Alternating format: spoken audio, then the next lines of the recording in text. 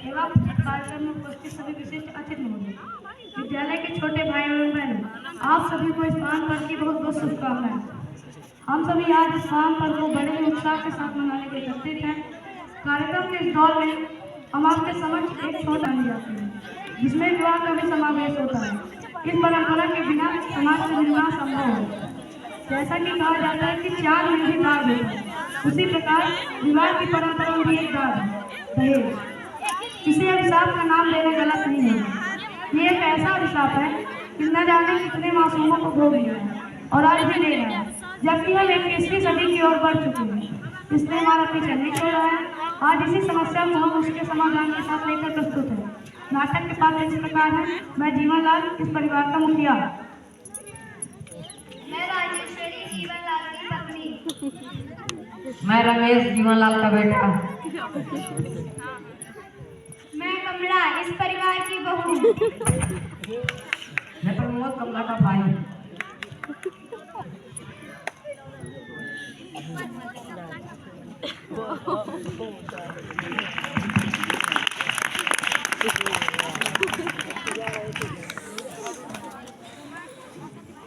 अरे सुनती हो, जरा रमेश को भेजना।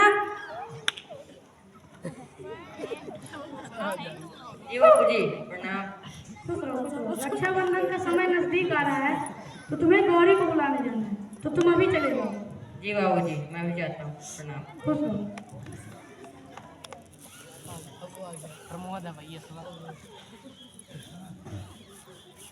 प्रणाम बाबूजी। खुश रहो। अरे प्रमोद, तुम कब आए? जी अभी आया। बाबूजी, आपने कमला की विदाई के बारे में क्या सोचा? सोचना क्या है, वो तो हमने पहले ही मना कर दिया था जब तुम्हारी चिट्ठी आई थी। विदा नहीं होगी। लेकिन जरा सोचिए तो, यदि आपने विदा नहीं की तो बहन की क्या दशा होगी? मैंने उसकी दशा का ठेका नहीं लिया है।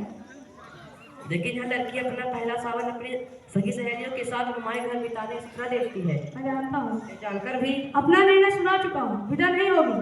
अगर मैं कमला को बिना लिए गया तो माँ का हृदय टूट जाएगा। मैं मजबूर हूँ। अगर माँ बहन का इतना ही ख्याल था तो दहेज पूरा क्यों नहीं दिया? अपनी सामर्थ्य के अनुसार जितना भी हो सका हमने दे दिया बाबूजी। फिर भी अगर तुम्हारी सामर्थ्य कम थी तो अपनी बराबरी कर देते। झोपड़ी में रहकर महल से नाता क्यों जोड़ा? जी देना तो दूर, बारात की खातिर भी ठीक से नहीं की गई। मेरे शान पर जो ठेस पहुंची, बड़ी बिरादरी में मेरी हंसी हुई, उस करारी चोट का घाव आज भी रहा है। तो कह देना अपनी माँ से, अगर बेटी विदा कराना चाहती है तो पहले उस घाव के लिए मरहम भेजे। जी, आप इस समय तो विदा कर दे। हम गाँव में आपकी हर मांग को पूरी करेंगे। मैंने दुनिया देखी है प्रमोद, ये बाल धूप में सफेद नहीं हुए हैं और तुम मुझे बेवकूफ बनाओगे। यार क्या कह रहे हैं बाबूजी? ठीक कह रहा हूँ। मेरा फैसला आखिरी है। विदा तभी होगी जब 5000 नगद ना तो पलक दोगे। यह तो अन्याय है। शिकायत तक हमसे है। उस भोले भाई लड़की ने हमें क्या बिगाड़ा है जो विदा करके हम उससे बदला ले रहे हैं? अगर वे सब होते तो वह क्या कर लेता? वह मेरा बेटा है। तुम्हारी तरह बड़ों के मुंह लगने वाला कोई हमारा छोकरा नहीं।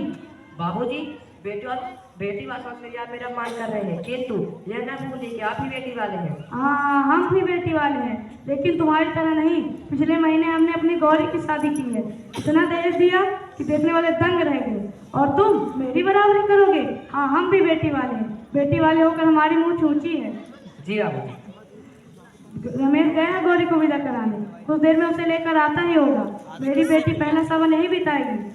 तुम्हारी बहन के सपने कभी पूरे नहीं हो सकते, और तुम्हारी बहन के सपनों के खून का दाग तुम्हारी हाथों और तुम्हारी माँ के आंचल पर होगा, समझे? क्या जो हमारी बहन है वह आज कोई नहीं है? बेटी और बहू को एक करारी पर तोड़ना चाहते हो? बहू बहू है और बेटी बेटी। ठीक है, जब आप अपने जिस पर आ रहे हैं तो बिक्री करना व्यर्थ है। क्या जाने से पहले एक बार बहन से मिल सकता हूँ? जरूर। और हाँ, उसे यह भी बताते जाना कि अगली बार मेरे लिए मरहम लेकर विदा कराने का आओगे। अरे सुनती हो, जरा गौरी को भेज दो, आ जाए अपने भाई से मिलने।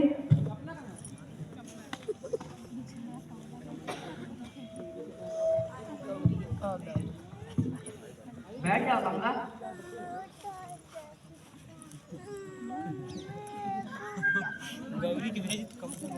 ठीक तो हो? पागल ना बनो कमला, रो मत। मैं कहता हूँ रो मत। इन मोतियों का मुंह छोड़ने वाले यहाँ कोई नहीं है। पानी से पत्थर नहीं पिया सकता। भैया, घबराओ मत, मैं जल्दी फिर आऊंगा। और उस बार भी दावा होगी, क्योंकि मैं चोट के लिए मरहम देकर आऊंगा। मरहम मतलब समझी नहीं भैया। हाँ कमला, हमारे व्यवहार से बाबू की कलेजी में घाव हो गया है। उन्हें मरहम चाहिए और उस मरहम की कीमत है 5,000 रुपए। तुम चिंता न करो कमला, मरहम का प्रबंध हो ही जाएगा। इस गिरिहार में भी मकान 7-8 हजार बिक ही जाएगा। मेरी विदा के लिए घर न बेचना भैया, आपको मेरे सुख सुहाग की सौगंध है। यह तुम क्या कह रही हो कमला? क्या तुम नहीं चाहती कि अपना पहला समय अपने माई घर बिताओ? किस लड़की की यह कामना नहीं होगी भैया, लेकिन उस कामना की पूर्ति के लिए इतनी बड़ी कीमत चुकाना कहाँ तक ठीक है। कुछ साल बाद आपको विमला का भी तो ब्याह करना है। लेकिन तुम आप मेरी चिंता न करें, सच विदा न होने पर मुझे जरा भी दुख न होगा। कमला, गौरी आ रही है, बहुत ही अच्छा स्वभाव है उसका, दिन भर हंसती ही रहती है। उसके साथ रहकर मुझे सखी सहेलियों की कमी बिल्कुल भी नहीं अखरेगी, आप विश्वास करें भैया। लेकिन आज एक बार रुपया देना ही पड़ेगा कमला, वरना तुम कागज के 2 टुकड़ों पर अपना प्यार और स्नेह बेचने वालों के बीच इस तरह करता रहोगी। धीरे धीरे सब ठीक हो जाएगा। माँ जी ममता की मूर्ति हैं, बाबूजी जरा जिद्दी स्वभाव के हैं, लेकिन समय के साथ वो भी सब भूल जाएगा। मुझे तो ऐसा नहीं लगता, सब एक ही धात को बने हुए थे। हो सकता है माँ जी की अंदर से दिखावा हो। कैसा दिखावा बेटा? बैठे रहो तुम लोग, क्या बात हो रही थी भाई बहन में? बस हाल चाल पूछ रहा था माँ जी। हाँ तो क्या कहा उन्होंने विदा के लिए? मैं समझ गई, अपनी जिद के आगे तो वो किसी की नहीं सुनते। जब तुम्हारी चिट्ठी आई थी तभी मना कर रहे थे, मैं तो समझाते समझाते हार गई। क्या कहा उन्होंने? मुझसे शर्म कैसी? मेरे लिए जैसा रमेश है वैसे ही तुम हो। बोलो कितना रुपया चाहते हैं वे? जी तो तुम्हें बातें करूंगी माँ जी, मैं तो माँ से झूठ बोलते हो, मैं उन्हें अच्छी तरह से जानती हूँ। इंसान से ज्यादा प्यारा पैसा है उन्हें। बोलो कितना रुपए लेकर विदा करने को तैयार है? 5,000। बस मैं अभी देती हूँ। रुपए लेकर उनके मुंह पे मार कर कहना, ये लो कागज के रंग बिरंगे टुकड़े जिन्हें वो इंसान से ज्यादा प्यार करते हैं, मैं अभी लाती हूँ। ठहरिए माँ जी, मुझे रुपए नहीं चाहिए, मैं बिना विदा कराए जा रहा हूँ। या तुम क्या कह रहे हो? मेरे रहते विदा ना हो यह कभी नहीं हो सकता। मैं माँ हूँ, माँ के दिल को समझती हूँ। जैसे मैं उतावली होकर के गौरी की राह देख रही हूँ, वैसे तुम्हारी माँ भी कमला की राह देख रही होगी। नहीं, विदा जरूर होगी, तुम अकेले नहीं जाओगे। जा बेटी, तिजोरी से रुपए निकाल ला। जाती क्यों नहीं? जल्दी कर।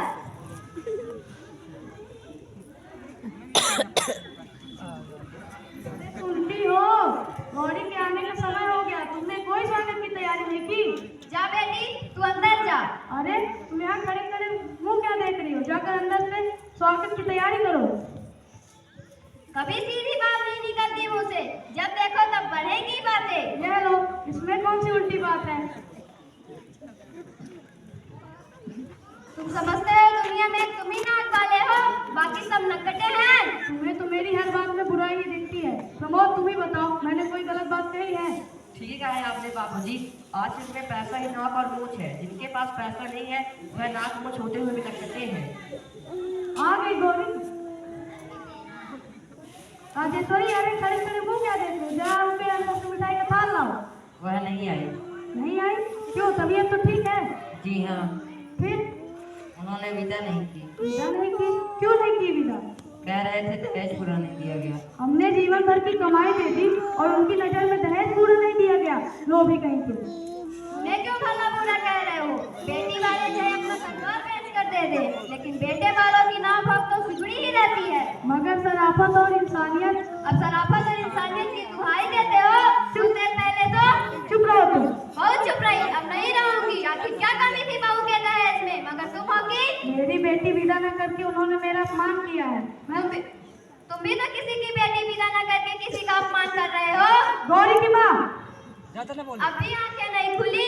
जो व्यवहार आप लोग अपनी बेटी के लिए दूसरों से चाहते हो, वही जब तक दूसरों के बेटी को बेटी और बहू में एक सा नहीं समझेंगे, तब तक ना ही आप लोगों को सुख मिलेगा और ना ही शांत। बेटी और बहू, बहू और बेटी अजीब उलझन है, कुछ समझ में नहीं आता।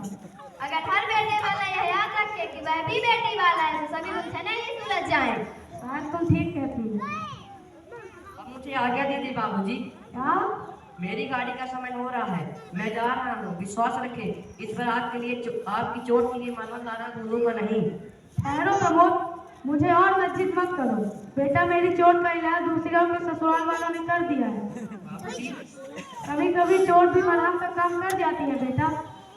अरे खड़े खड़े मुंह क्या देख रही हो? जाकर अंदर से तैयारी करो, बहुत